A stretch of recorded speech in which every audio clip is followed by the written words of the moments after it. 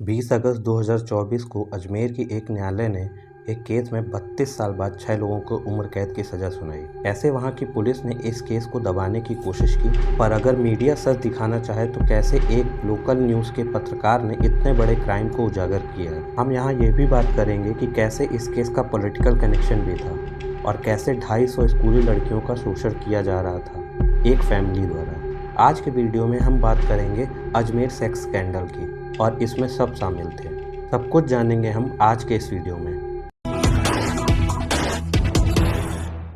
All 6 accused in the Ajmer sex scandal have been sentenced to life imprisonment. नमस्कार, मेरा नाम है अंकित और आपका स्वागत है स्टडी विद अंकित में। वीडियो को स्टार्ट करने से पहले आपसे एक छोटी सी रिक्वेस्ट है कि प्लीज़ वीडियो को लाइक कर दीजिए और मेरे चैनल को सब्सक्राइब कर लीजिए। अब स्टार्ट करते हैं हम आज का वीडियो। 1992 अजमेर।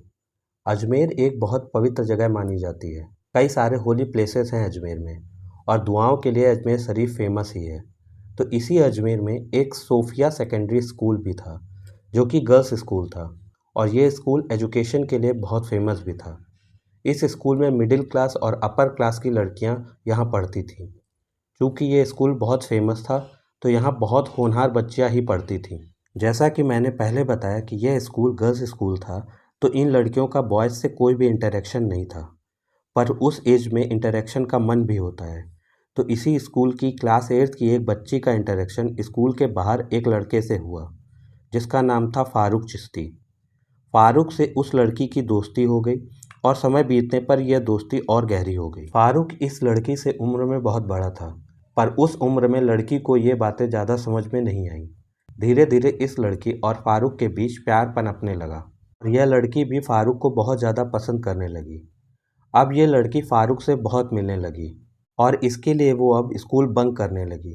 इसी तरह एक दिन फारूक ने उसे अपने फार्म हाउस पर बुलाया और यह लड़की स्कूल बंक करके उसके फार्म हाउस पर मिलने चली गई।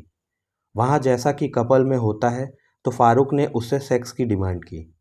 क्योंकि वो लड़की फारूक से प्यार करती थी और उसके साथ कंफर्टेबल भी थी तो वहाँ उसने मना नहीं किया और उन दोनों के बीच सेक्स हो गया। पर इस बीच फारूक ने उस लड़की की कुछ फ़ोटोज़ ले लीं और कुछ ही समय बाद फारूक उस लड़की के उन फ़ोटोज़ से उसके नेगेटिव दिखाकर उसे ब्लैकमेल करने लगा। वो उससे बोलने लगा कि तुम अगर अपनी ये फ़ोटोज़ वापस पाना चाहती हो तो अपनी कोई दोस्त को फार्म हाउस पर लेकर आओ और अगर तुम ऐसा नहीं कर पाती तो मैं ये फ़ोटोज़ तुम्हारे शहर में सर्कुलेट कर दूंगा। और यहीं से शुरुआत होती है इंडिया के सबसे बड़े सेक्स स्कैंडल की। इस स्कैंडल को समझने से पहले हमें फ़ारूक और उसकी फैमिली के बारे में जानना ज़रूरी है। फ़ारूक चिश्ती फैमिली से बिलोंग करता था। ये वही फैमिली थी जो अजमेर शरीफ में देखरेख करती थी और इस फैमिली का पॉलिटिकल कनेक्शन भी था और अजमेर में इनका प्रभाव बहुत बड़ा था।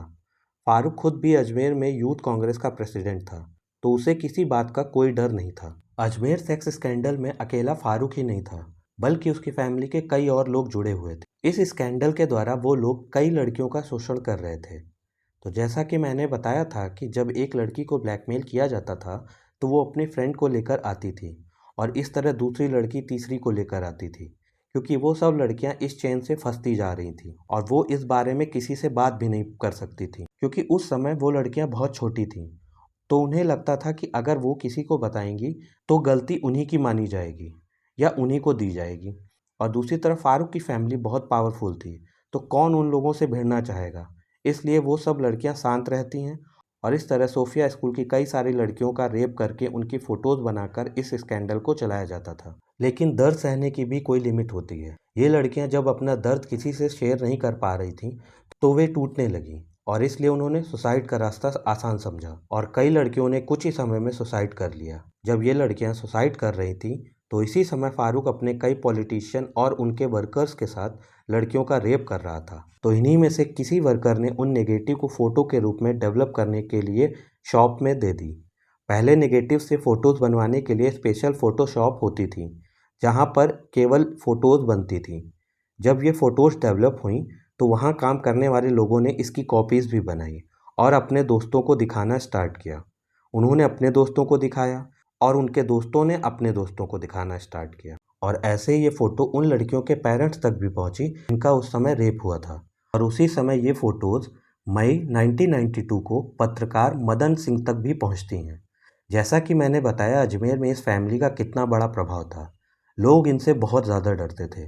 लोगों ने ये वीडियोज़ और फोटोज़ देखने के बाद भी उनका विरोध नहीं किया, लेकिन जर्नलिस्ट ने इन सब बातों की चिंता नहीं की। उसने निडर होकर नवज्योति अखबार में इन 12 लोगों की फ़ोटोज़ छाप दी। अब ये खबर आग की तरह फैल गई। पूरा अजमेर बंद हो गया, क्योंकि वहाँ दंगे भी हो सकते थे। लेकिन इस बीच नवज्योति के इस पत्रकार मदन सिंह पर जानलेवा अटैक होता है और उनकी मृत्यु हो जाती है। अब बात करते हैं इन लड़कियों का क्या हुआ। तो 250 लड़कियों में से 32 लड़कियां ही सामने आती हैं और वो पुलिस में रिपोर्ट कराना चाहती थीं, पर इन लड़कियों का हरासमेंट पॉलिटिशियन द्वारा ही किया गया था, तो उनको दबाया जाने लगा, उन्हें थ्रेट्स दिए जाने लगे, इनकी फैमिलीज़ को मारने तक की बात करने लगे।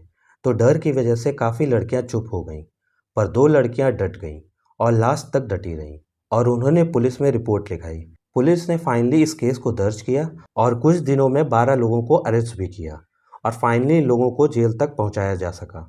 इन लोगों की गिरफ्तारी के बाद केस जिला अदालत में स्टार्ट हुआ और अजमेर की जिला अदालत ने 8 आरोपियों को उम्र कैद की सजा सुनाई। लेकिन इन आरोपियों ने राजस्थान हाई कोर्ट में सजा के लिए अपील की और राजस्थान हाई कोर्ट ने उम्र कैद की सजा घटाकर 10 साल कर दी, जिसे बाद में सुप्रीम कोर्ट ने सही माना। लेकिन पॉस्को कोर्ट में दोबारा केस चलाया गया और 20 अगस्त 2024 में इन आरोपियों को 10 साल से सजा बढ़ाकर फिर से उम्र कैद सुनाई गई।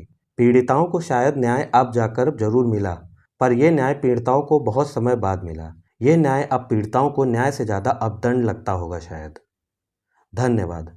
आज की वीडियो आपको कैसी लगी हमें कमेंट बॉक्स में ज़रूर बताइएगा। वीडियो पसंद आई हो तो लाइक कर दीजिएगा और मेरे चैनल को सब्सक्राइब कर लीजिएगा। मैं आपके लिए ऐसे ही इंफॉर्मेटिव कंटेंट लाता रहूँगा। जय हिंद।